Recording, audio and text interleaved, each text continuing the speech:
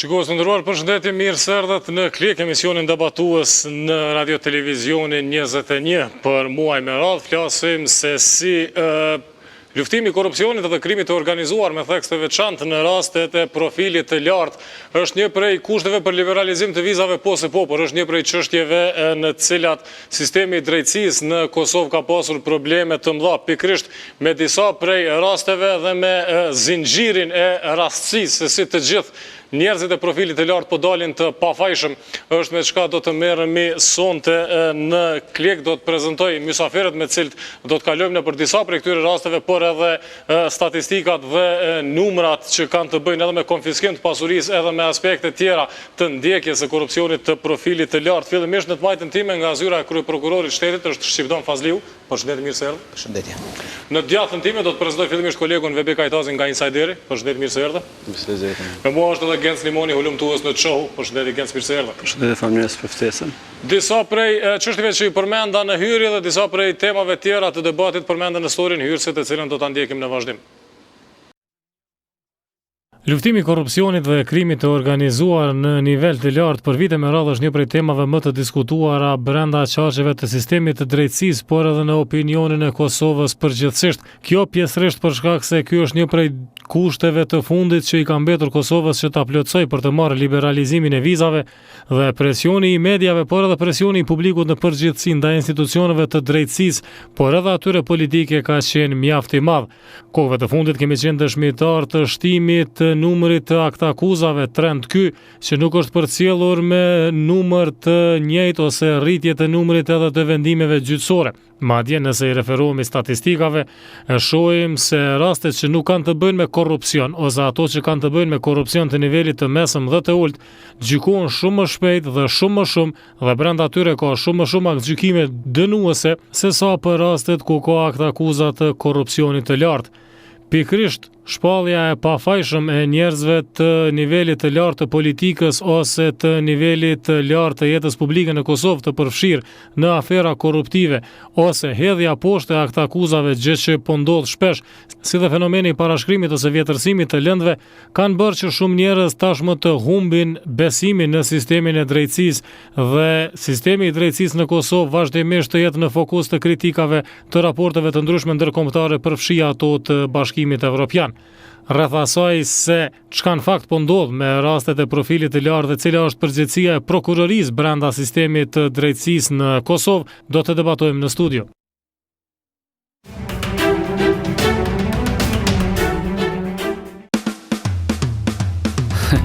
Për para s'kisha qysh, ta shëmbot tepër aktiv, po merrna me secilin, i thirri, ju shkruj, jam live transmetim tan ditën, i teri të fol, qas bëj, të mirat s'kan skej, mu edhe ma rop gjithë, edhe pse prej vetës dalë të përdor tërlifar metode e sargjona. Veç pak. Apo mendoni që s'kam limita? Po normal që nuk ka limit, me ofertën më të mirë në botë. Zgjedh pakun ideale për vetëm 4.99 euro. Dhe fol, shkruaj e lundro në internet, pa limit. IPCO, fol shlirë.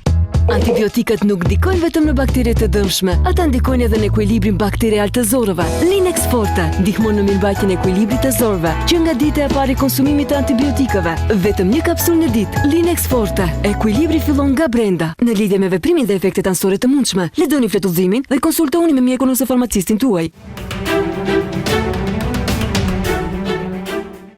Jemi kthyer në studio, zotri Fazliu, po flasim për një prej kritereve për liberalizim të vizave dhe si i tillë është bërë ngjarje e madhe në media, ndjekja e rasteve të profilit të lartë.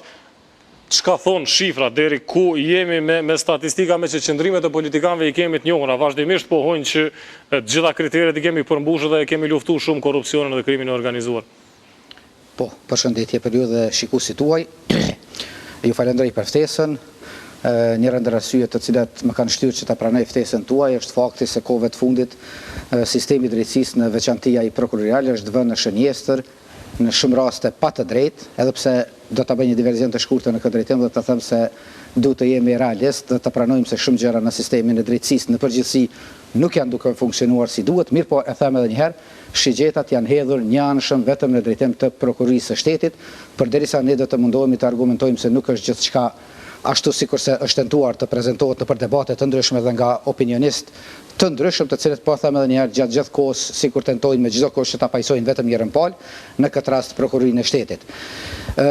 Çka thonë statistikat? Statistikat neve na japin të kuptojmë diçka krejtësisht tjetër në krahasim me atë që trumbetohet pa të drejtë në opinion dhe me të cilën sikur shtytet opinioni që të krijojë mosbesim edhe më të madh në sistemin e drejtësisë. Për shembull, si thash, në fillim do të ishte jo reale, do të ishte jo korrekte, pa drejt të themi se gjithçka është mirë në sistemin e drejtësisë, nga se jemi shumë të vetëdijshëm, se kemi shumë të meta, ka shumë angësi, shumë gjëra nuk po funksionojnë ashtu siç duhet dhe në këtë drejtim pajtohem me të gjithë ata të cilët e kritikojnë sistemin e drejtësisë.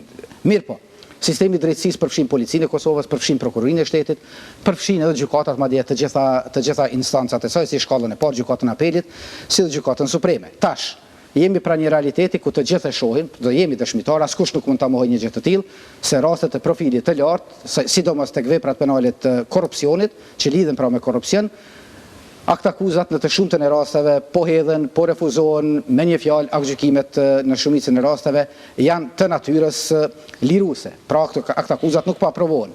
Mirë po në anën tjetër unë do ta jap një statistikë e cila duhet të na shtyjë të mendojmë në këtë drejtim se çka nuk është në rregull. Për shembull, 89% e aktakuzave në nivel vendi për të gjitha llojet e veprave penale, pa bërë përjashtim të asnjë vepre penale, rezultojnë me aktgjykime dënuese.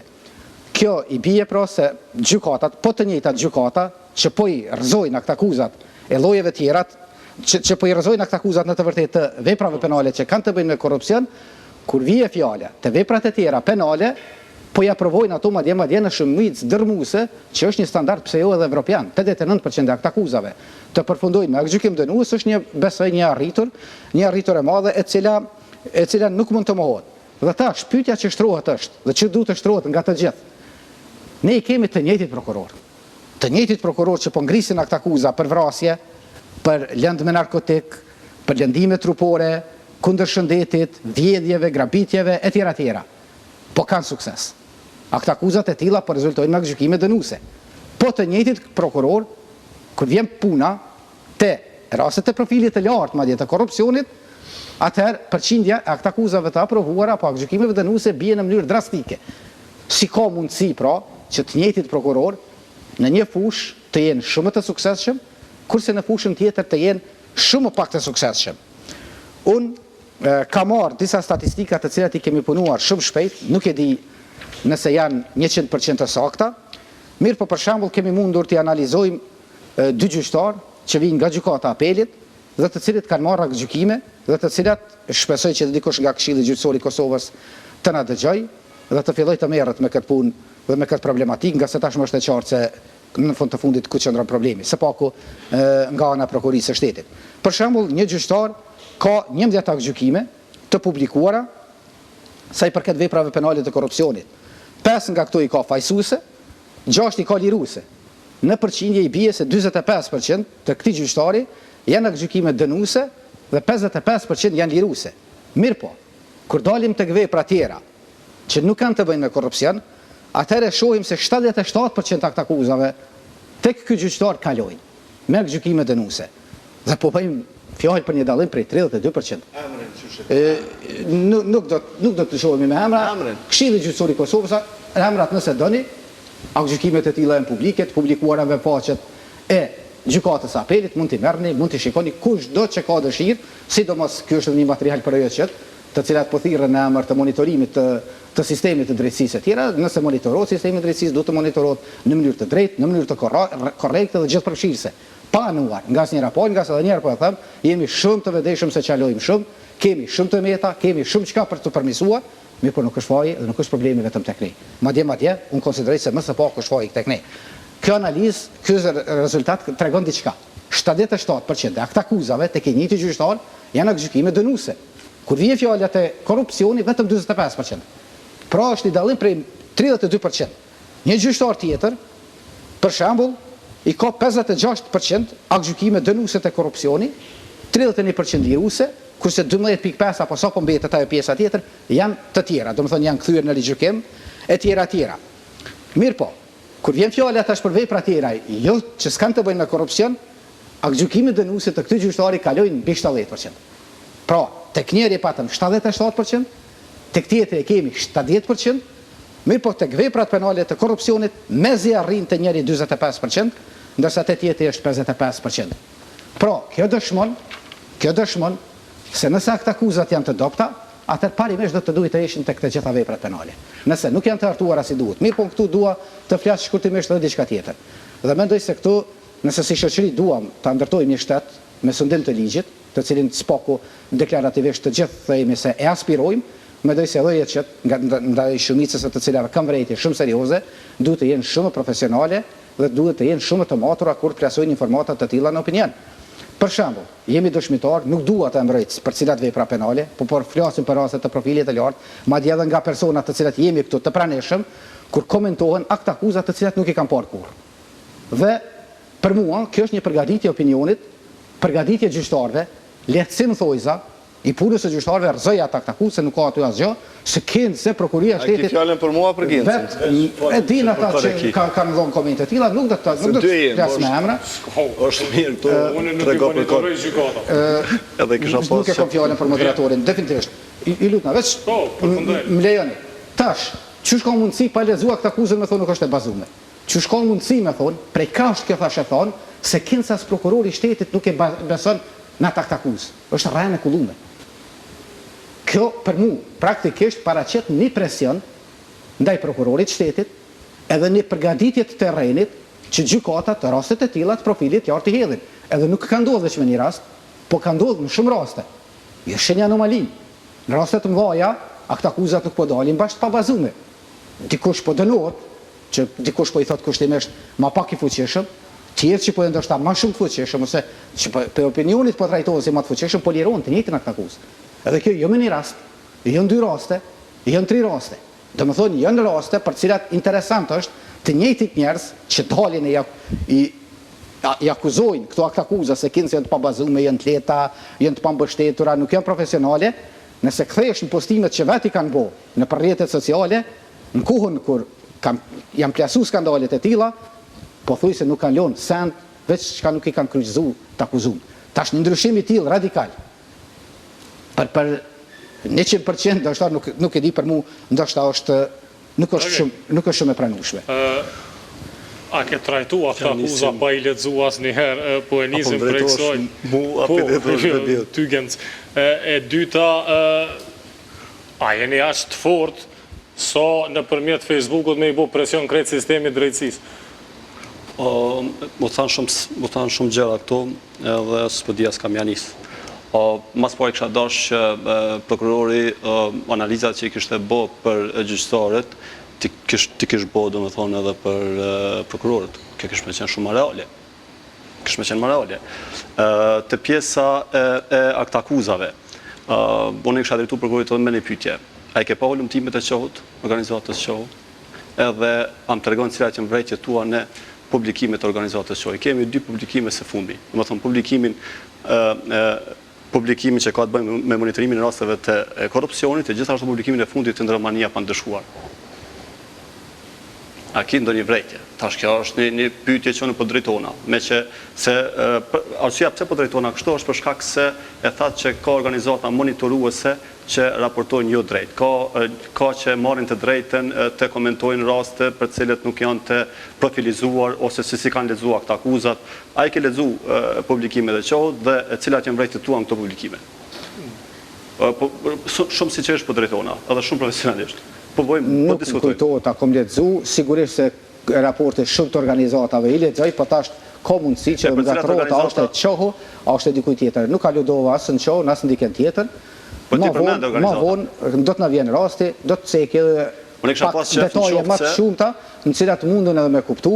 Nëse do të veç tash edhe muj me thonë, për shembull, kur krijohen emisione, mbahen 2 javë në internet për procedurat alternative për cilat nuk e din me gjas asçka në procedurat alternative, madje eksponent më të lartë, sistemi gjyqësor i bin për një pozitë çesharake kur folin diçka kur Për shembull kisha ligjin përpara vetës, e lexoja nenin aty, nenin 230-231. S'po di për kënë Kushtet pezullimit nuk është shumë e rëndësishme. Po jo, si do të nëse ja u sqaroj ata. Jo, s'është tim. Qësë do se di se për shkak ka fjalën për çfarë arsye kërkova edhe si do qoftë do të dalë në pak të pjesa të performanca e prokurorisë. Në fund kemi bënë publikim të Romania pa ndëshkuar. Edhe një ndër pikat më kritike të këtij raporti, një ndër gjërat do të thotë është pikërisht kjo, mungesa profesionale të prokurorëve. Dhe në veçanti kritike është mungesa e rezultateve të Komisionit për vlerësimin e performancës. Mendoj që kjo do të ishte hapi i parë edhe urgjent që do të duhej ta konsideronte Këshilli Prokuroral i Kosovës. Diçka që në bazë të rezultateve ne nuk e kemi pa. Te pjesa e dytë, që ka të bëjë ma shumë me pikërisht me këtë performancën e prokurorëve. Unë kam lexu 2 raportet e fundit të Këshillit Prokuroral, atë për vitin 2016 dhe 2017, jam dalë pikërisht e Komisionit për vlerësimin e performancës, që është një ndër pikat më kritike. Edhe këtu nuk kam pa që Komisioni për vlerësim performancës ka rekomandu ndonjë avancim, ndonjë suspendim në bazë të gjetjeve të tyre, në bazë të vlerësimit të performancës. Ne konsiderojmë se kjo është një ndër pikat më sfiduese dhe gjithashtu është një ndër pikat më të rëndësishme që do duhet të konsiderohet nga Këshilli Prokuroral i Kosovës. Vetëm në raportin e vitit 2016 përmenden 11 takime që i kanë bërë komisioni, gjithashtu përmenden disa prokurorë ndaj cilëve kanë kryer vlerësimet, mirë por nuk përmenden rezultatet konkrete. Kjo është do të thotë pjesa e parë. Pjesa e dytë, te statistikat.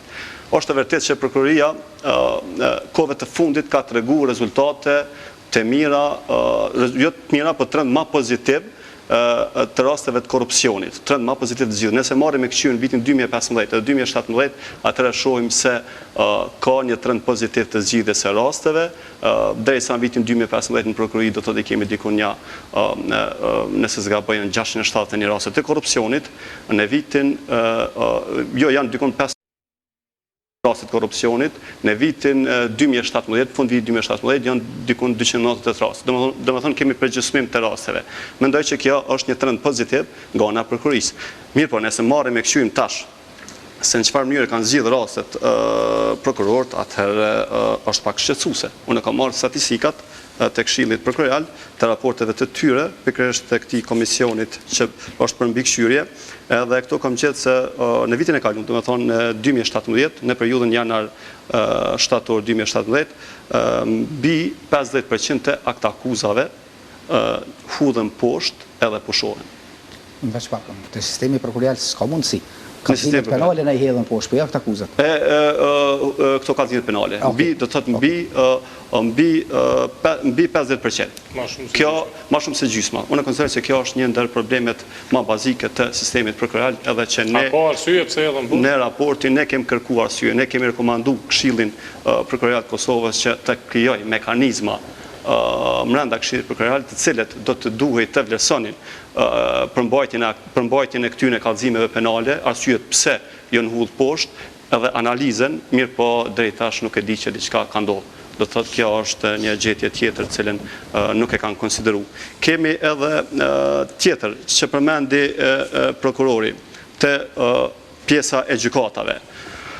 Në raportin tonë në qasja në drejtësi dhe drejtat e njeriut, ne ma shumë kemi qenë të kyqur në gjykata dhe vërtet kemi gjetë të shkelje, mirë por nuk do të ndalë na detajisht me folë për ato shkelje për shkak se nuk kemi këtu përfaqësues gjyqësor, mirë po do ta marrë edhe pjesën e prokurorisë me folë pikërisht për këtë. Dikun prej 100 rasteve në periudhën maj 2016, maj 2017, që ne kemi monitoruar në 3 gjykata kryesore, në Prishtinë, në Gjilan dhe në Mitrovic, kemi gjetë që janë dikun 15 raste të profilit të lartë. Në këto 15 raste janë përfshi dikun 13 persona të profilit të lartë. Dhe gjatë kësaj periudhe, për 8 persona është vendos. Dhe mënyra e vendosjes le për dëshiruar. Për dëshiru, do të thotë që varet nga këta akuzat. Për 4 persona është vendosë me burgim, ndërsa 4 të tjerë janë liru. E këta që vendos, do të thotë me akgjykim dënues, 3 prej tyre janë me akgjykim me dënim me kusht, ndërsa njëri është dënuar me gjop. Ama tash po flet për gjykata, fal. Po, natyrisht, mirë po që këtu nuk mujmë me shmang as se si punën e prokurorisë. Këto varet shumë gjykata vendos krejt në bazë të asaj që i sjell prokuroria, sa prokuroria arrin me e dëshmu, me e argumentu do të thotë. Statistikat që i dhat, a është qëndrimi prokurorisë që po përballeni me standarde dyfishta nga ana e gjykatave edhe gjyqtarëve? Ne mendojmë se spari ka nevojë për një analizë të thellë. Në këtë pikë pajtona me Gencin që ka nevojë për një analizë, po jo tash vetëm te sistemi prokurori, por te sistemi gjyqësor. Edhe te na me i këshyr ato raste, pse ato kallëzime penale po hedhën poshtë. Po tash unë nuk e kuptoj kur po e thu këto 50% kallëzimeve penale, apo duket mbi 50%, apo duket shifër e vogël apo shifër e lartë. Se kur po shkojmë gjykatë një pjesë e madhe ty ne po bin. Tash nëse shkojmë na edhe i ngritëm edhe këta akuzat në secilin rast kur paraqitet kallëzimi penal, atëherë po besoj se krijojmë një pasiguri juridike se secili ndaj secilit mundet me bëni kallëzim penal, madje edhe një person, edhe nëse secilit i ngrisim këta akuza, atëherë krijohet një pasiguri juridike sepse kemi u bart me atë land, kemi ballafaqur me vite tëra. Këtu kemi të bëjmë veç me rast të korrupsionit. Dhe për këtë arsye ne kemi rekomanduar Këshillin Prokurorat të Kosovës që të krijojë mekanizma brenda Këshillit dhe të shoh arsyet shkaqet pse ka ardhur deri te këto hudhje poshtë dhe pafajshem. Nuk kemi pa rezultate. Ndoshta ti mundesh, ndoshta pse hudhet poshtë? Gjithmonë është po ka marrë masa ndaj prokurorëve. Çfarë masa kemi ndaj prokurorëve? Shumë prej kallëzimeve penale, përfshirë dhe policia që i dorëzon, janë shantazhuese se mi u marrë njerëz e fare. Le të tregojnë. Nëse ka mundësi vetë ju keni treguar aspektin profesional. Kur vjen një kallëzim penal, prokurori me akt vendim e hedh ose pushon. Varësisht a ka marrë akt vendim mbi fillimin e timeve apo jo. Ama aty gjithmonë është arsyetimi pse po hedhet. A s'ka elemente të veprës penale? A nuk është provuar apo është vepra penale? A ka parashkrim? A ka diçka që e pengon ndjekjen penale? A ka amnistia, a ka falje, a shka rrethana të tjera? Pikërisht, kem pas agjencionin kundër korrupsion që ka parashtruar letra, ashtu me thonë letra, edhe keni hull poshtë më shumë se 60% të rasteve. Për shembull, ajo ka qenë me dalë jo me analizë, vetë Këshilli Prokuroral, me rezultate konkrete, se këto na vinë pa argumentume, te këti institucion na vinë pa argumentume, te qytetarëve vinë në këtë mënyrë. Do të thotë kjo është puna që do duhet me bë Këshilli Prokuroral. Edhe nuk e di, a keni krijuar hala ndonjë mekanizëm brenda? Bashkë në këtë pikë kemi diskutuar. Është diskutuar kjo pikë, tash është situata me AKK për shembull shumë më mirë se sa ka qenë më herët. Okej, fiks 20 minuta. 20 minuta. Tra me dëgju statistika edhe shifra dhe kur flasim për rastet profilit të lartë. Shumë për mu 20 minuta me prit. Ka gjatë shumë. Shto, kur i dëgjan zotin prokuror edhe kolegun Nimoni, plasin me statistika dhe shumë në terma profesional që mendoj që shumica e publikut atë që i kuptan që e në të thonë. Sot jemi në një situatë që paregullësit edhe krimi pëmbullohet me statistika. Prokuroria nxjerr statistika, thot që këtë punë e kemi kryer kështu. Gjykata çdo fund vit nxjerr statistika se thot kështu e kemi bë. Edhe nuk po merremi konkretisht që mbrana këtyre statistikave çka ka ndodhur. Dhe nëse i merë rastet kryesore edhe nëpërmjet tyne sheh punën e prokurorisë dhe gjykatave, atëherë ti vjen në një përfundim se çka realisht është ndodhur. Nuk mund të jetë identifikues për gjithë sistemin nëse merresh për shembull me 10 raste, mirë po nëse këto 10 raste janë tipike, atëherë ti vjen në përfundim se çka është ndodhur. E raste tipike për cilat duhet me fol janë këto të kohëve të fundit. E i fundit është i Salimekajt. Qa ka ndodhur me këtë proces gjyqësor? Çfarë ka qenë akt akuza? Cilat kanë qenë provat në cilat është mbështet akt akuza? Dhe nëse ja bëjmë një analizë të tillë, vjen përfundim se pse është shpall i pafajshem Salimekaj. Pa pretendu profesionistin, pa pretendu njerin që e nje procedurën penale dhe kodin penale të gjitha këto, unë pëmë që atë sa ishte i korruptum Salimekaj, atë që është edhe i korruptum edhe aktgjykimi kundër Salimekajt. Është njëni prej rasteve që ka pas mas shumë të prova, edhe që është akuzu dikush, edhe që hidhet poshtë komplet akt akuza, prej një trupi gjykuz që udhëheqet prej gjyqtarit Hoti. Duhet merrem edhe me punën e këtij gjyqtarit. Qysh është e mundshme me u hedh poshtë kështu blanko një rast kur është e vërtetume, janë të vërtetume veprimet e Salimekajt. Nuk po du me hynë në atë pjesën e mrenshme për çka është mbyll edhe procesi gjyqësor, edhe mendoj që nuk ka qenë pa qëllim mbyllja e procesit gjyqësor për mos me ditë publiku që apo ndonë këtë rast, por është shumë e thjeshtë. Zoti Mekaj e ka shpërdorur detyrën zyrtare, ka provu me nxjerr njerëz prej burgu, edhe këta e ka bë në këmbim të rishvetit edhe në këmbim të favoreve seksuale. Këta e ka bë. Është e zeza mi të bardhë.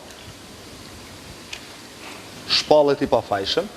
Bile çka është anomalia këtu që është në kundërshtim të plot me kodin e procedurës penale, s'po hyn nene aty me përmend, kthehen edhe parët që kanë qenë të planifikume për rishvet.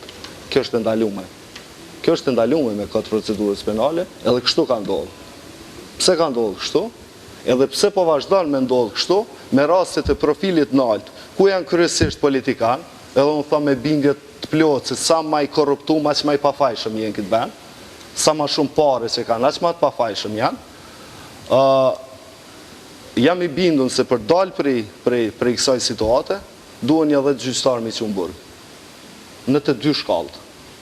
Kryesore është gjykata themelore e Prishtinës, edhe gjykata apelit, edhe sheheti se çka po ndodh. Kemi ardhur në një gjendje ku kërkush nuk lexon. Nuk lexojnë avokat, nuk lexojnë prokuror, nuk lexojnë gjyqtar, edhe në fund vërtetohen vepra krejtësisht të pabazume. E kemi për rast eklatant i shkeljes flagrante të drejtave njeriu është me rastin e prokurorit të Prizrenit, ali si e ka emrin ai që është korruptuar me Nikos, që është u gjyku, pa prova të reja, e ka akuzu njerin, pas një provë të re. Dhe me thonë, në momentin kur ka refuzu mja dhonë 5.000 euro rishvet, kosen ja ka dhonë, kur ka refuzu mja dhonë edhe 5.000 euro rishvet, i ka thonë që unë e t'akuzaj. Qysh më akuzën ti, s'ka prova të reja, s'ka kur gjo, kjo akuzën. Qaja këtë akuzë vërtetohet, shkallë të parë, qaja këtë akuzë vërtetohet në apel, njeri shkon vujtje dënimet, ndërkohë e kemi gjyqtarin, prokurorin që është të gjyku për marrje të rishvetit dhe shpërdorim detyrës zyrtare. Qysh është e mundshme me shku njeri pa asnjë provë të re me shku në burg? Janë vërtetu në të gjitha shkallë kjo punë. Qa pëndodhë këto? Këto pëndodhë që janë dy probleme kryesore.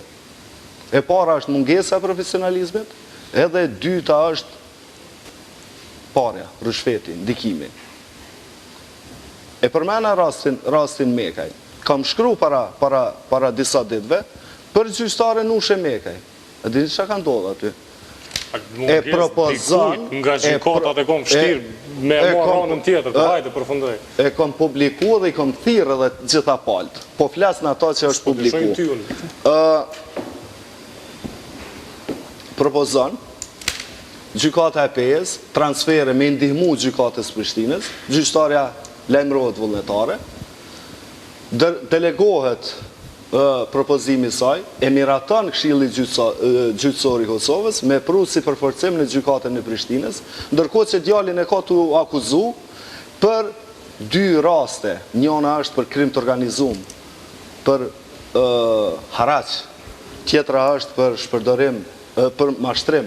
Janë dy raste për cilat po akuzohet, e njëni rast është në gjykatën që ka ardhur si përforcim kjo. Edhe diçka thot kryetari i Këshillit Gjyqësor, thot s'pi disha unë këto. Qysh nuk i din ti voton, pa e ditë se çka po voton, pa e ditë se kush është aty. Edhe zgjidhja përfundimtare është vitingu, se nëse bëhet një filtrim i plot, atëherë Nushe Mekaj del prej sistemi. Nuk mundet me qenë ajo pjesë e sistemit, kur është e përfshime në gjithë këtë farë mishmashi korruptiv në sistem drejtësisë. Përmend të rasti Mekaj edhe raste tjera cilat kanë qenë shumë mediale, edhe po thoni që nga njerë edhe mediat edhe uje qëtë i kanë faktet keq, mirë po në të njëjtën kohë statistikat po e tregojnë Edhe numrat po e tregojnë që kur është fjala për korrupsion, reagimi edhe i prokurorëve është i ndryshëm. Thatë që ka nevojë për analizë kush duhet ta bëjë këtë. Sa i përket sistemit prokurorial, natyrisht që Prokuria e Shtetit, Këshilli Prokurorial i Kosovës, do të thotë janë organet kryesore të cilat duhet ta bëjnë një gjë të tillë. Unë personalisht nga pozita e prokurorit e kam pak më të vështirë, besoj se e kuptoni pozitën time, pozita VB-jut edhe agencit është e tillë që ndoshta mundem me komentu gjykime konkrete, po në gjykime konkrete nuk mundem, është kundër etikit, kodit etikës e të moralit, po në përgjithësi do me thonë, në vijat përgjithshme mundemi. Kolegë tu komentojnë? Po mirë tash, se cili i ka ato opinionet pikpamjet e veta, çka ka drejt e çka s'ka drejt me bo. Unë edhe njerë po e them, në rastet të profilit lartë, ka raste, akt akuzat nuk po rezultojnë të jenë të pabazuara, sepse një pjesë akt akuzës po rezulton në gjykim dënues. Një pjesë po bjen. Ose edhe rastësisht po qëllojnë që ata personat çka po bijnë, po qëllojnë pak spaku që konsiderohen, domethënë është një përshtypje në opinion që janë më të fuqishëm. Po mirë tash, nuk do të përmend emra se nuk është fjala, edhe një herë po them, nuk është fjala për një rast. Po unë po. Ka fjala për shumë raste. Varësit e ti dënohen ai shpallët i pafajshëm. Shikoni edhe çka ndodh diçka. Unë çka i kam pa do arsyetime të gjykatave, nuk po duam ja ulëm fajin gjykatave paraprakisht, se pjesa kryesore dërmuese e prokurorëve gjyqtarëve besoni që njerëz shumë të ndershëm, njerëz të mirë, bëhet fjalë për një grup grosht, ma mirë thëmë, qoftë në Prokurinë e Shtetit ose në gjykata, do me thonë një grup prej shumë pak, që praktikisht në ashta, nëse mu i më shprejme atë termin, po e marrin qelf edhe krejt sistemin me një prestigj të keq, me një njoll, me një emër të keq, ku njerëzit nuk po i besojnë këtij sistemi për shkak të pak njerëzve. Se edhe njerë po ju thëmë, këthenu në gjykatë, në shkallë të parë, shumica gjykimeve janë me të vërtet ç'është duhet, janë dënuese, po kur mandej po shkojnë rastet në instanca tjera, atëherë po prishin gjykimet, po kthehen për ilustrim po ju them për shembull rastin e vitit kaluar. Në vitin 2017 ka ndodhur një rast që lidhet drejt për drejt me keqpërdorimin e pozitës zyrtare në opinionin jet më tepër se shpërdorim, po njëjtë është bashkë vepra penale kryesore që bjen në kapitullin e veprave penale kundër korrupsionit. Një ish gjyqtar që ka punuar më herët, domethënë që është i dënuar, është në vujtje të burgut, i konfiskohet pasuri prej mbi 1 milion euro. Po edhe ai konfiskim, edhe ai gjykim dënues ka ardhur shumë pak kohë para parashkrimit absolut. Domethënë kanë shtyë ai rast deri thujse në pafundsi. Deri sa më dikur është dashur me marrë një akt gjykim dënuese, aty çaq që ka prova, domethënë bizotruese se anësa që ka qenë e pamundshme me ju shmoa nga saj. Kjo do më thonë edhe njëherë po them se flet për diçka për një analizë tre që duhet me ndërmarr.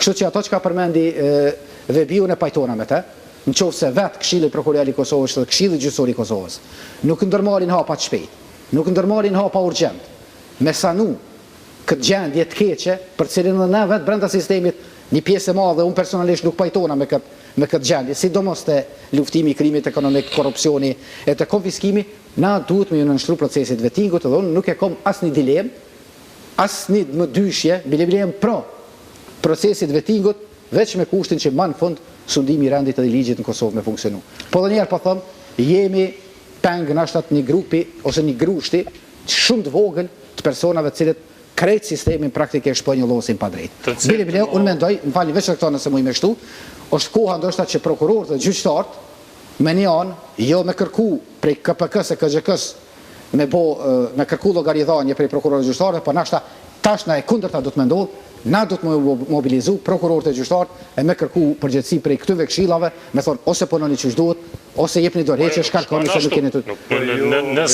Nëse janë disa njerëz sipas jush të papërgjithshëm mbi ju nuk mundet me u përmbys sistemi. Jo, për përmbysje s'po folim tash për anarki, as po folim për me kap armë të ndure me bo revolucion diçka, po megjithatë mundemi me kërku llogari, nëse raporti progresit, nëse gjitha raportet ndërkombëtare, prestigjioze, po thonë se në luftimin e krimit ekonomik, korrupsionit, konfiskimit ka progres, po ka progres të vogël, atëherë dikush për dikuj duhet me kërku llogari.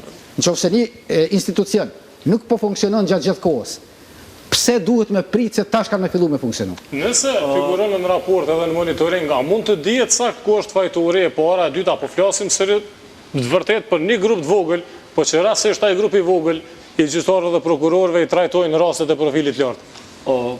Fillimisht ajo që tha Vebiu më herët, tha që duhet një 10 gjyqtarë me shku në shtëpi. disa në burg. Unë mendoj që edhe prokuror duhet me shku në burg.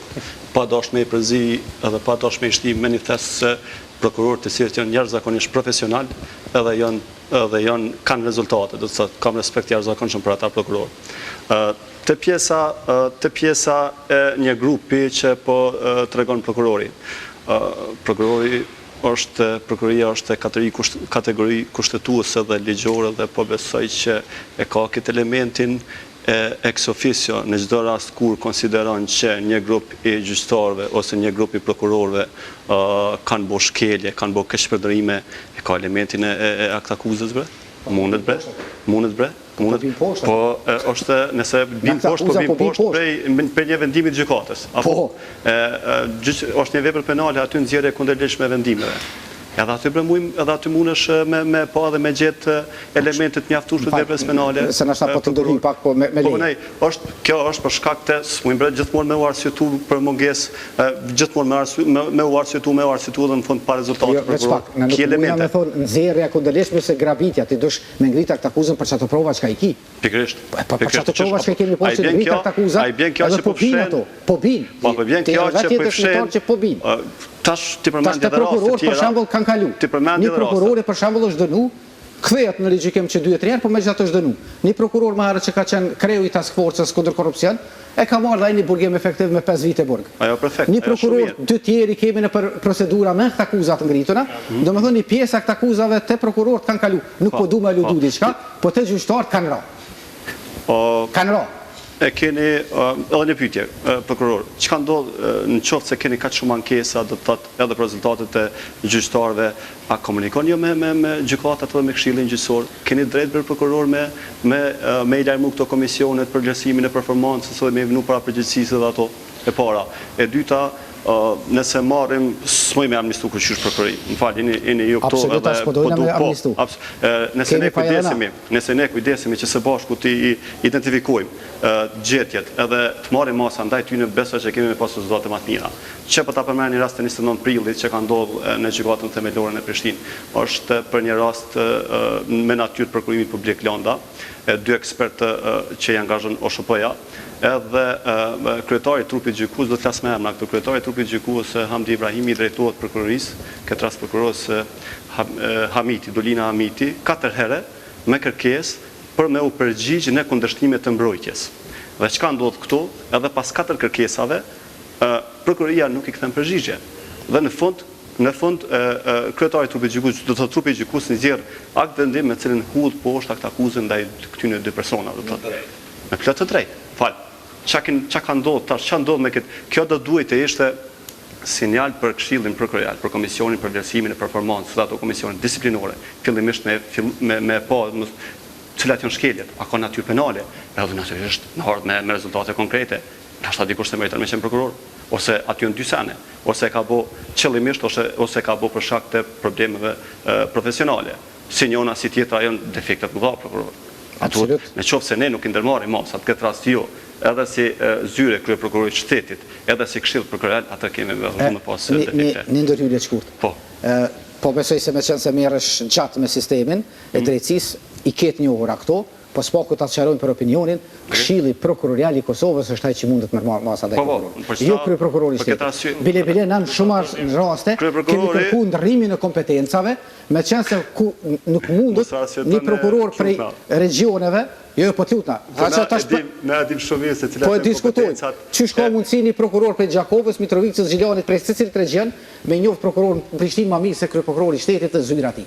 Po kompetencat për momentin janë të hartuar në atë formë, në atë mënyrë që veç KPK-ja mundet. Natyrisht. Ta drejtojnë domethënë përgjithësinë ku KPK-ja duhet me u aktivizu. KPK-ja duhet me u aktivizu. Që s'po pajtona me ty. Edhe që KPK-ja duhet me u aktivizu. Okej. Kemi rrinë stat ku gati po e dim ku me drejtu gishtin. Problemi është që nëse ndalemi në rastet profilit lartë, e tash po kthehen atë një çështje tjetër që figuron edhe në raportet e BE-s, por edhe ka qenë kërkesë eksplicite është konfiskimi i pasurisë, me çka nuk është që kemi shkëlqy edhe mënyra se si e kemi menaxhu edhe atë pak pasuri që është konfiskuar mandej. Po s'mundet me pas konfiskim nëse njerëzit lirohen prej akuzave, sepse ndodh Po kur shpallën pafajshem kthehet ajo, sekuestrimi përfundon. Këto janë të lidhuna njëna me tjetrën. Ka të na flasim për konfiskim derisa secili një mas një, sa ma të korruptuar që janë, ata janë edhe aq ma të pafajshem. Prap duhet mu kthy në veprime dhe në gjëra konkrete. E para që do duhej, sipas mendimit tim, është mund ndryshu ligji për prokurorin e shtetit. Nuk mundet një prokuror ashtu veç pse po i teket me hjek dorë për akt akuzës në çdo fazë. Edhe mos me pas të drejt një prori ti me kontrollu pse ka hjek dorë për akt akuzës. Kjo është shumë e qartë. Pse hjek dorë gjatë shqyrtimit i njëjtri prokuror që ka ngrit akt akuzë. Për mua është e dyshim kjo. Në mos qoftë kështu korrupsion i hapun. Ngrit akt akuzë. E ma njerën proces gjyqësor, 1 vjet, 2 vjet.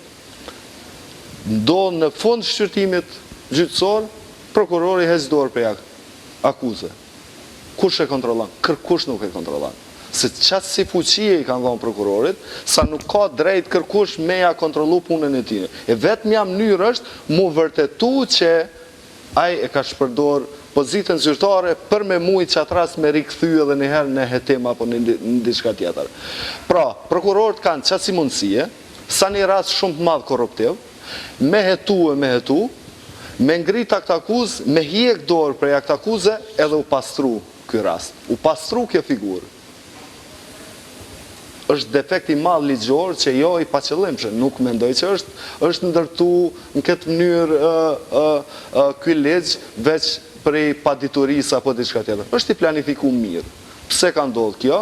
Sepse politika ka prokurorët vet mrena sistemit, të cilët i përdor herë për favore për ta, e herë për me sulmu edhe me godit kundërshtarët, qoftë politik, qoftë biznesit, qoftë grupeve të interesit e tjera.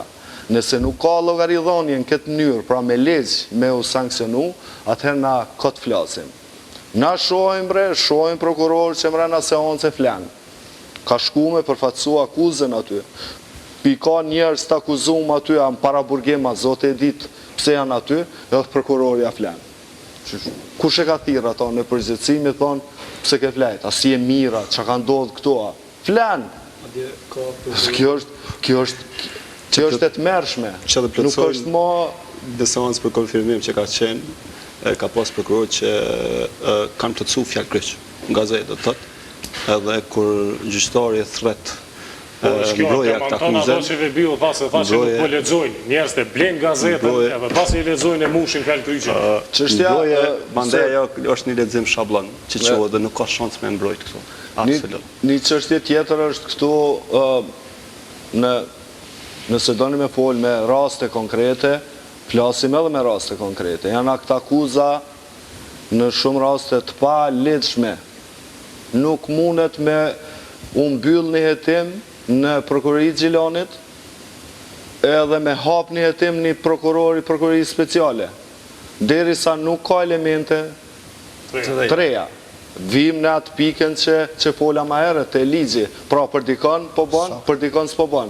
Qysh akuzohet njëri mahet procedura penale, shkon në seancë me drejtja e gjykata poshtë edhe çka, s'ka llogaridhënie, s'ka gjë. Ky profili i lartë absolutisht ai del publike, bën akuza, përsekutohet edhe në fund rezulton hudhja akt akuzës, edhe në fund skemi asnjë mos që ndërmerr prokuroria ndaj këtij prokurori. Isha aty e lexua akt akuzën kundër Palekajt. Më shë aty një rast që është ka pa pretendu se kush është aty përgjegjës, ka shumë prova për keqpërdorime me subvencione. Prokurori ngrit akt akuzë 2 ditë para afatit ligjor. Për mua është ose ka qenë e planifikume me negociu deri në ditën e fundit, ose diçka nuk është në rregull. Pse 2 ditë më herët. Edhe këto po ndodhin në rastet e profilit në altë. Një problem tjetër që unë mendoj që është bajagisht shqetësues është hetimi për rastin e Kepcit. Më leje që para se dalim aty të merrem pikërisht me profilin e lartë dhe konfiskimin e pasurisë, lexova një deklarim tuaj të para do kohë që keni thënë që edhe atë pasuri që e kemi konfisku po kalbet se nuk po dim me menaxhu e dyta derisa është kusht eksplicit edhe rastet nuk kanë përfundu me konfiskim cili është shpjegimi juaj. Po, kjo është nashta fusha ku mas shumë të kom informata, do më thënë pikërisht se i përket konfiskimit. Nëse keni lexuar me vëmendje dhe raportin e progresit e një përparimin që Kosova ka bo, sistemi drejtësisë ka bo në konfiskim. Normal, se nuk thojnë që kemi bo kushëdese çka, po thojnë se një progres, sidomos të fusha konfiskimit ka ndodhë. Edhe kjo i referohet sidomos vitit 2016 dhe vitit 2017. Në vitin 2016 kemi pas ma tepër se 1.300.000 deri 1.400.000 euro, që kam përfundu në bugjetin e shtetit, mesin e tyne madje dhe parat gatshme. Konfiskim, po folë për konfiskim përfundimtar, që ju ka këthy shtetit. Prej tyne 400.000 euro të parat gatshme. Kur thomë konfiskim, gjithmonë e kuptojone që është përfundimtarja. Po foljen në fundit edhe me bashkë me gjuhën profesionale. Konfiskimi është përfundimtare. Ato të holla, do më thonë 400.000 euro jo në këthym bugjetin e Ministrisë Shëndetësisë. Një pjesë tjetër, ka për shembull motele, në cilat është zhvillu prostitucioni, mandej shpërlarja parave, mandej krimi organizum, cilat jënë konfisku. Ka paluqëmëri, ka banesa në qendër të Ferizajt, ka banesa në Prishtinë, ka banesa në Pej, ka edhe raste tjera, po viti 2016 ka rezultu me 1.4 milion gati, do më thonë konfiskim, dërsa viti 2017 me rreth 1.3 milion, do më thonë 1.300.000 euro, me një rast shumë të madhë që thash, që ka të boj me një ish gjyqtar, ku prona e konfisku me madje përfshin edhe një shtëpi, edhe një banes luksoze, edhe në shtetin e Malit Zi. Tash Kosova i ka fillu procedurat e kontaktimit me shtetin fshin me mënyrë që ta shohim si do të ndohet ajo pasuri, do më thotë varet prej marrëveshjes që ka me u bë Kosova me Malin e Zi, në rastin konkret do të me u aktivizu Ministria, do më thonë qeveria e Kosovës, po pasuria do më thonë çka është me rëndësi, është ai person që ka kriju në mënyrë të kundërligjshme, nuk do ta gëzoj, po ajo pasuri në fundit do të merret. Ju po folni për një rast që ka qenë prokurori Ali Rexha, ndërkohë e keni largu. Rastet individuale edhe njerë, si përmendet krejt prej juve raste individuale, kisha pas dëshirë me folë, po s'kom drejt. Për opinion është kjo, unë nuk kom drejt me komentu raste individuale, po unë buj me folë raste në përgjithësi. Se këtë e dim për kanë është fjalla, për besë po. Po raste të rralla. Po vjen mirë që e informum, atër s'paku qashtu është do me thonë. E tashtë. Ka vetura Porsche, sekuestrume, në sekuestrim, në pyetjen e udhëhecit të misionit, pse po kalben. Ky është një problem tjetër. Ne i kemi ftu vetë kryetarët e gjyqtarët, me pa me sytë e tyne çfarë gjendje kemi depo. Depon e kemi të stërmbushur, e kemi ndër më të mëdha në Evropë. Edhe a dini pse? Se s'po shitën. Se depot kanë qenë të parapame me funksionu ashtu që vjen vetura, vjen aseti që sekuestrohet, ose shitet ose konfiskohet. Se kur ka konfiskim, kur ka sekuestrim, procedura natyrisht logjikisht duhet me u përshpejtu. Po të na ndodh këtë kundërta. Tash kemi për shembull po e marrëm që telefonat e mençur. Modelet e reja, modelet e vjetra, ato thjesht as nuk mundën me u përdorur. Në vend që për shembull me shit me çmimin që sot e ka në treg, për shembull modeli më i ri, ai modeli vjetër nuk mundet me u shit hiç. Ose kemi modelet veturave që qëndrojnë në për depo mbi 7, 8, 10 vite, e cilat madje tash ka vetura cilat as nuk e dim ku janë më. A janë depon e policisë, a janë depon e prokurorisë, a janë depon e gjykatave, dhe asgjë nuk ka ndodhur këtu. Ose a janë në rrugë, i ka marrë dikush. Nuk muj me thonë. Po nëse nuk e dini ku janë, teknikisht mund të jenë në rrugë. Këto e kemi ngritë si çështje gjatë gjithë kohës. Nuk po du prap me hedh vajin dikun. Po gjykatat janë ato që do me vendosë për këto raste. Kemi lidhë marrëveshjet mirë kuptimit me gjykatat me i përshpejtu këto raste. S'ka ndodhur asgjë. Prokurorët i kanë sekuestru, ka me qindra vetura që jenë në proces sekuestrimit. Për rezultati final po mungon. E do me thonë, rezultatin final, veç të ndojmë, do me thonë, se prokuria nuk mundet me i kry krejta. Akë gjykimi është pjesë të kërkujt. Absolut, prokuria nuk është për e tash, sa arsyetim kemi, milion një vetur, sa arsyetim kemi milion, për shembull një vetur, 7 ose 8 vjetë. Po veç amortizimi që ka bëhet asaj veture, do me thonë pas disa viteve rezulton e pavlerë. Nuk ja duhet më rregullu me këtë ligjin e famshëm. Jo, është e rregulluar. Antimafia. Kjo çështje është e rregulluar. Ka zgjidhje ligjore. Po te procedura e konfiskimit, edhe ne si organizat ka një kohë gjatë që në farë forme e shtym profesionalisht këtë punën e ligjit antimafia dhe ne ende mendojmë se bara e provës duhet me kalu te i pandehuri. Edhe pse vetë puna e ligjit ma shumë duket që është hub kohë në gjetjen e një moduli. Jo, emrimi interesant që t'inglon mirë diçka të tipit antimafia, se so për përmbajtje edhe për vetë debati për barën e provës. S'ka ligj antimafia në Kosovë. Realisht nuk ka këtu dhe do të kishte qenë mirë, ajo do të ishte hapi i parë për me konfisku këto milionat që po i përmend prokurori. Jo vetëm një rast e dy raste që për cilat dim gjithë, po ai do të ishte një hap shumë i rëndësishëm i cili do të kontribonte natyrisht në luftim të korrupsionit, edhe në rezultate nuk konës po them që i keni fajt ju tash si prokuror. Për këtë rast. Vesh thuje qeveria është ajo që politika po këto ka blloku politika. Politika me një fjalë. Po ne i kemi treguar syt vazhdimisht dhe besoj që i ke pa publikimet tona pikërisht lidhur me këtë ligj. Një problem tjetër që kisha dashur me ngritur është çështja e transparencës ose qasjes në këto. Am lejo veç pak të ndalim këtu. A është ligji aktual i mjaftueshëm që ti kryeni punë apo është pengesë? Me që ka shumë debate dhe ka shumë njerëz që pohojnë që ligji nuk është i mirë, se për ndryshe të mirë kemi prokuror. Po du me të thonë diçka që e ka thonë një prokuror angles që punon me zyrën e Bashkimit Evropian për ligjin mbi kompetencat të zgjeruara. Thotë cop letre, ma të pavlerë, nuk kom pa një jetë. Thotë është habi që ka ndërkombëtar që ka hartuar një çaso ligji. Ligji mbi kompetencat të zgjeruara të konfiskimit aktualisht është në fuqi, është i papërdorshëm. Nuk mujna me shtin funksion. Krejt që kena mujt me bo konfiskimin është me kodin e rregullt. Edhe kjo ka qenë arsyetimi kryesor cilin e kumë argumentu fuqishëm para zyrtarëve ndërkombëtar, kur i kumë thonë se Kosova ka sukses, edhe kërkush nuk mundet me na mohu suksesin, të e pas parasysh çfarë infrastrukture ligjore kemi, e përgjegjës për atë infrastrukturë janë vetë ndërkombëtarët. Ata i kanë hartu këtë ligj se Kosova nuk ka përvojë, te konfiskimi i pasurisë padrejshme Kosova nuk ka përvojë. Nëse veç shkoni te pjesa kryesore e atij ligji, nuk mjafton ma shumë se një faqe me lexu e pa që një paragraf është në kundërshtim me tjetrin, edhe e bllokon mundësinë e prokurorisë me shku, me u thellu, do me thonë, në konfiskim të pasurisë që nuk mundet me u sqaru. Sa që ka lidhet me vepër penale, është e rregulluar me kodin aktual. Veç që ka e bllokon politika, se ta kishin pas që të legjë beso prokuroria. Okej, këtu pajtohena me ty. Që është mirë. E nisë për të flasësh për rastin e Kecit, por para se të vim aty prapë du të ndalim tek debati ose vëmendja mediale.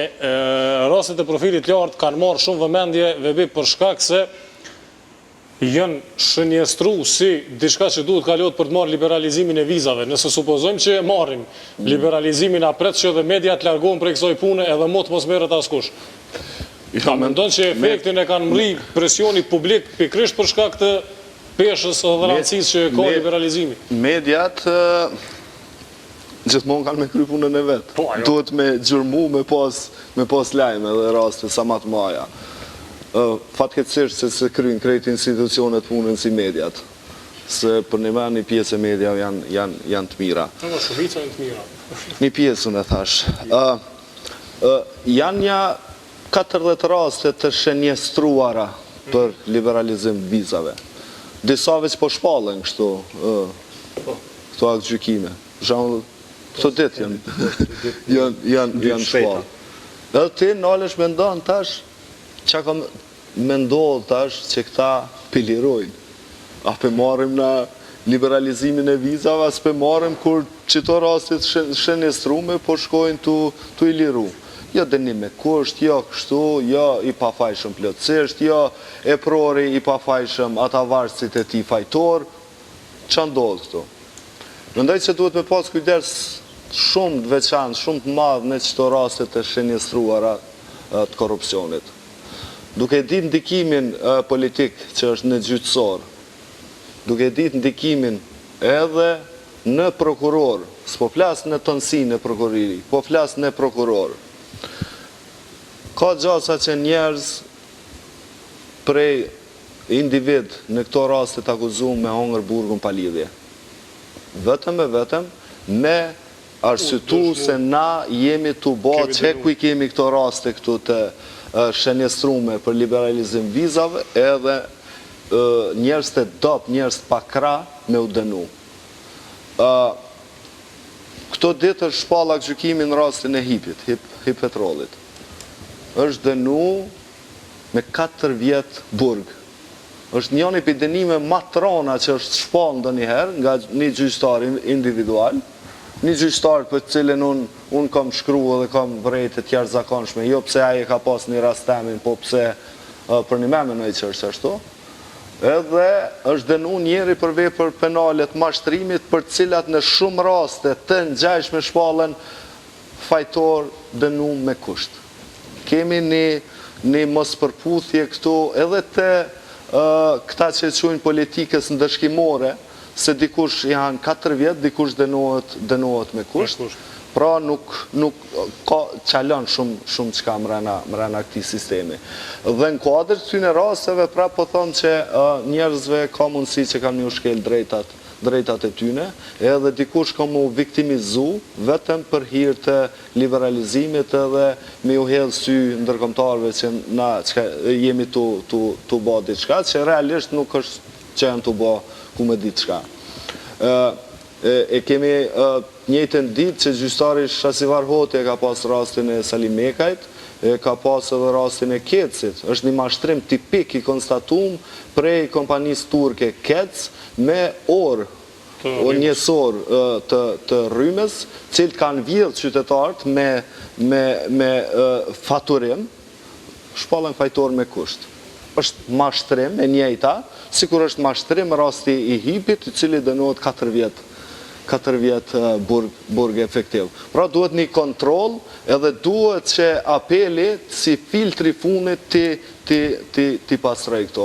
Po kemi edhe raste tjera kur prokurorët akuzojnë njerëz, ka qenë rasti, më kujtohet mi rasti i studentëve për regjistrimin fakultet mjekësisë.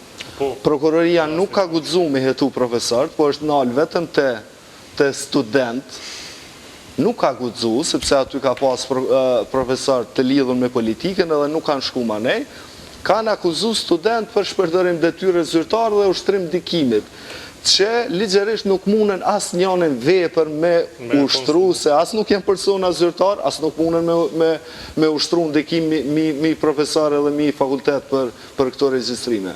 Këto e në raste me cilat duhet mu marrë individualisht për me nëzirë përfundimin se nuk është ka funksionan gjithë shka. Kjo e sjell E fundit për me përmbyll këtë pikë, për me dalë të tema tjera, natyrisht ut me e fjallën, është një lloj, ajo që e përmeni Shqipdoni, një lloj sulmi që ndodhë mi prokurorët veçantë dhe mi prokurorin.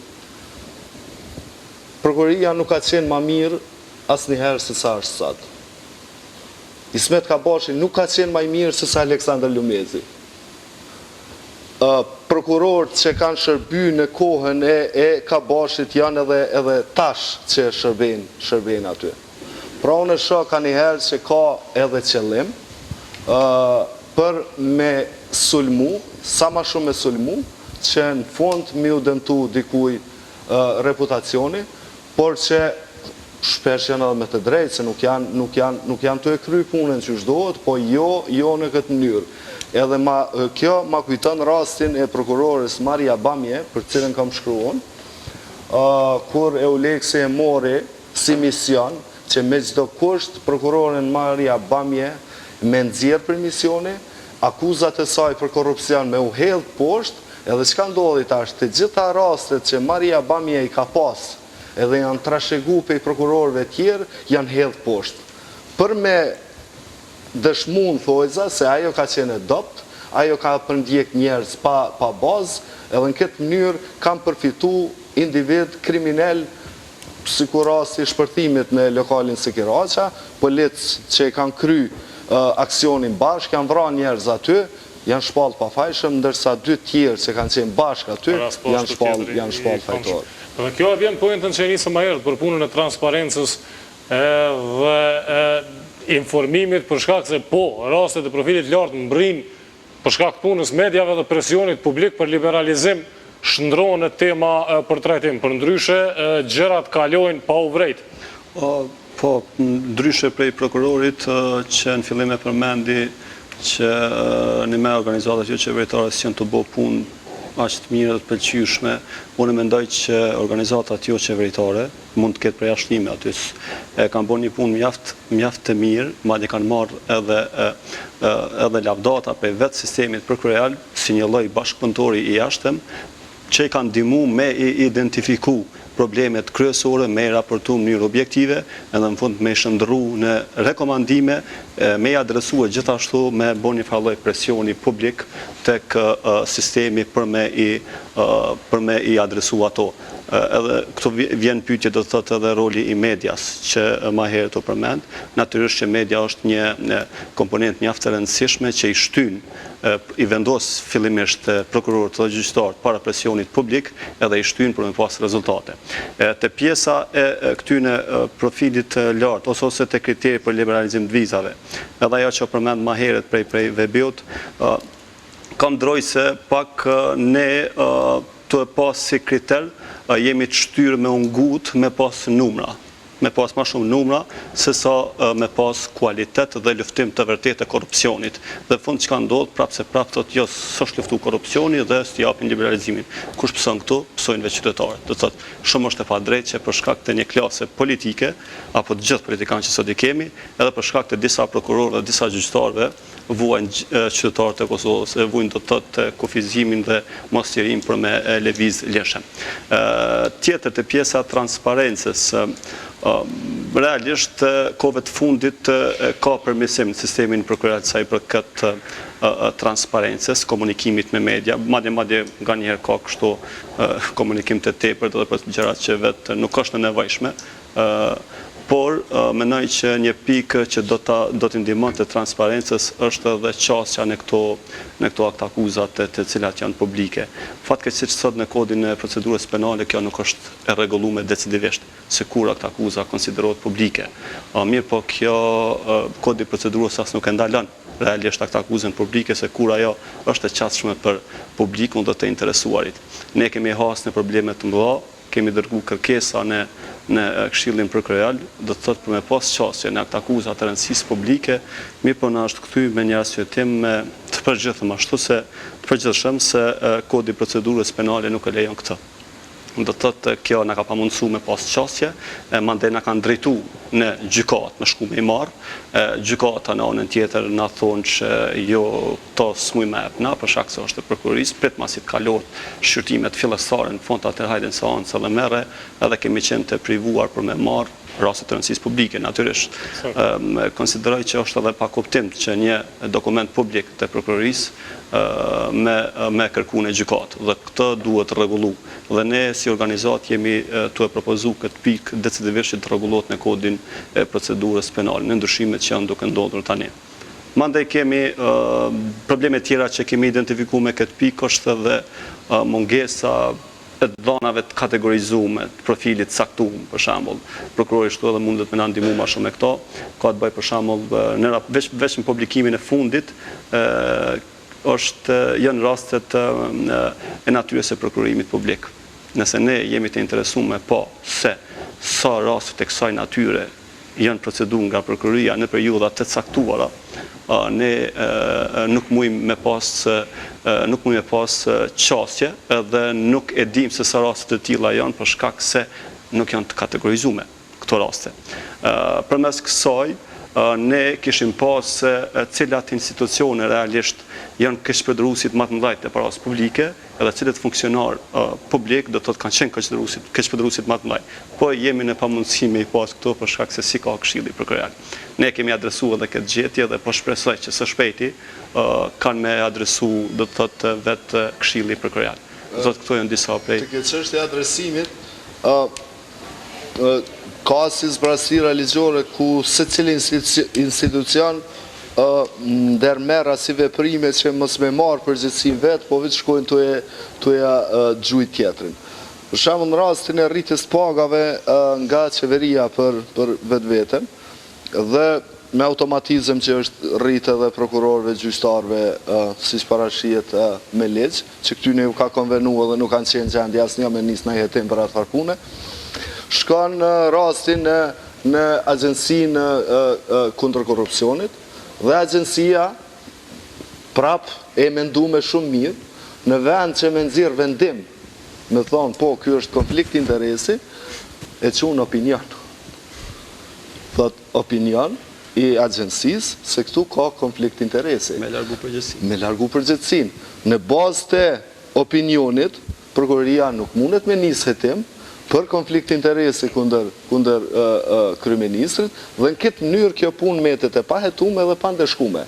Në rasti tash është vendimi veç është i bllokuar për shkak se është në gjykatë kushtetuese, por kemi një zinxhir kështu edhe një hipokrizi institucionale, të cilat thonë hajtaj, edhe në fund të gjithë jetojnë të lumtur këtu, edhe zdihet ku është kërri konfiskum, si që përmene edhe vetë. E këtë duhet me pas guxim edhe me lyp përgjegjësi. Nëse me ligj agjensia kundër korrupsionit e ka vendim me marrë, merret me konflikt interesi, me nxjerr vendim, pse me nxjerr opinion? Opinion për shkak se ka frikë.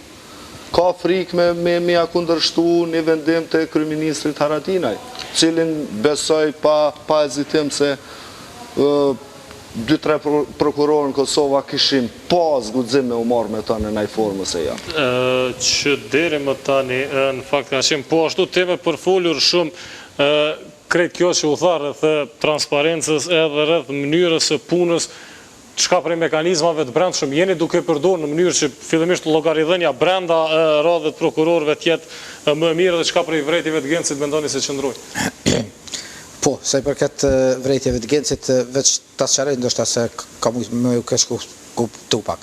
Nuk thash se krejtoje që të bëjnë një punë të keqe ose mediat, për shembull na i kemi pas 2 raste brenda një jave që i kemi proceduar dhe kanë rezultuar me arrestim, pikërisht prej raportimeve që i ka bërë për shembull portali Insideri, Kallxo.com-i, Koha, mos foli tash edhe pse ka shumë, domethënë, media e OJC, cilat na i përcjellën vazhdimisht, kanë raportuar dhe u ngrita këta akuzat, kanë pasuar arrestimet, kanë pasuar madje edhe gjykimet e dënimet mbas atyne.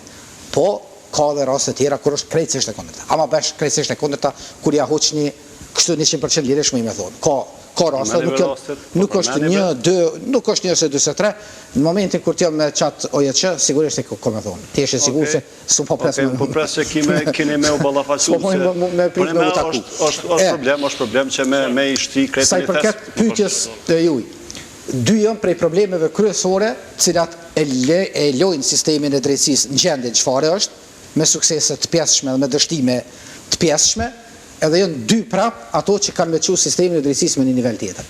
Një është manuali për shqiptimin e dënimit, që para 2 ose 3 muajve është lancuar nga ana Gjykatës Supreme, e cili qysh në vitin 2014 është prezentu edhe është propozu zyrtarisht, domethënë pikërisht prej anës tonë nga pozita e koordinatorit kombëtar. Apo zbatohet?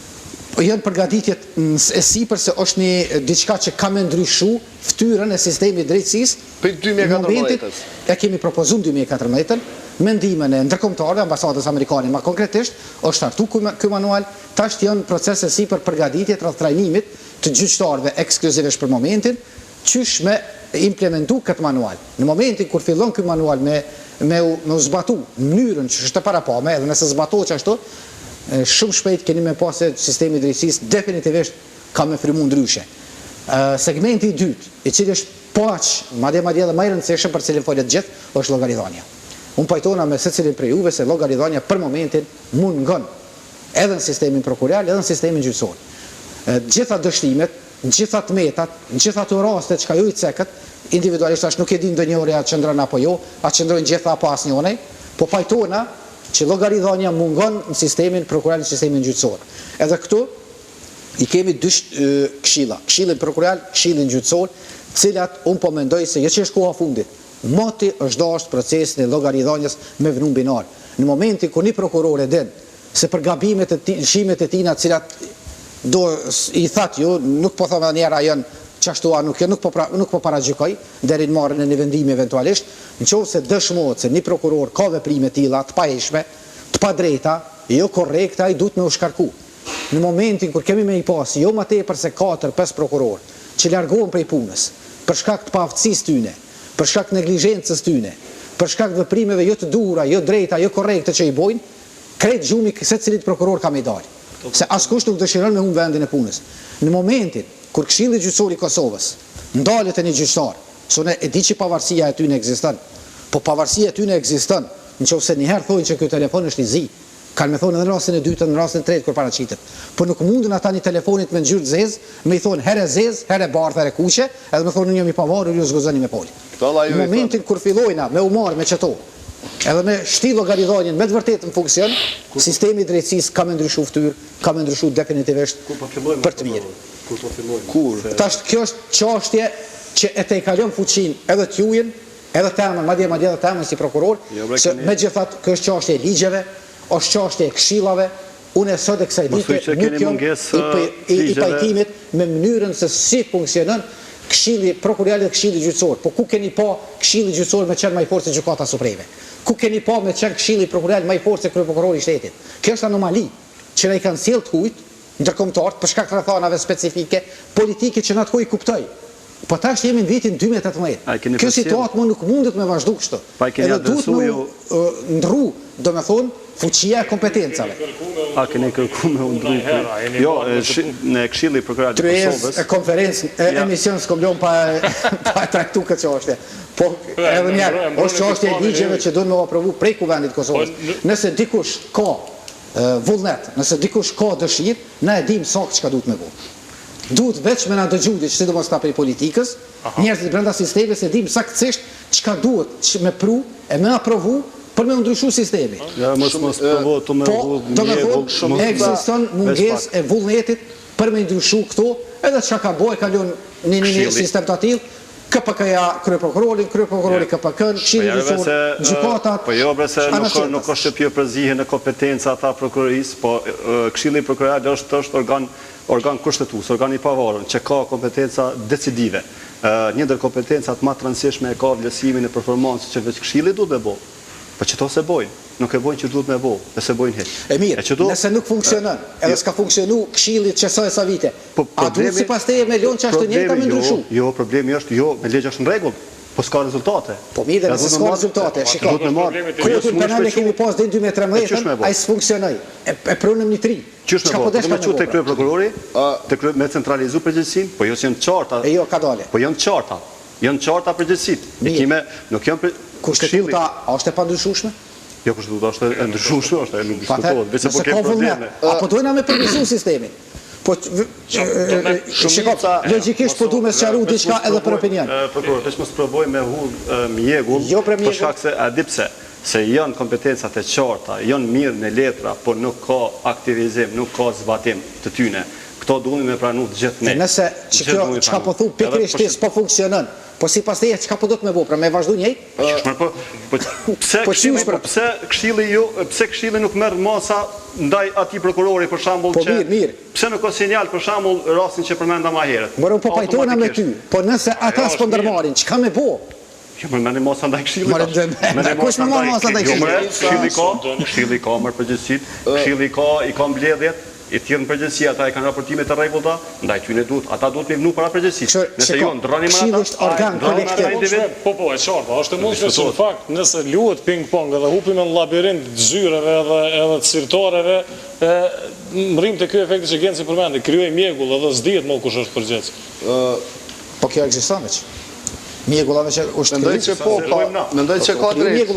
mendoj që ka drejt Genci dhe ajo që e përmeni Zoti Fazliu,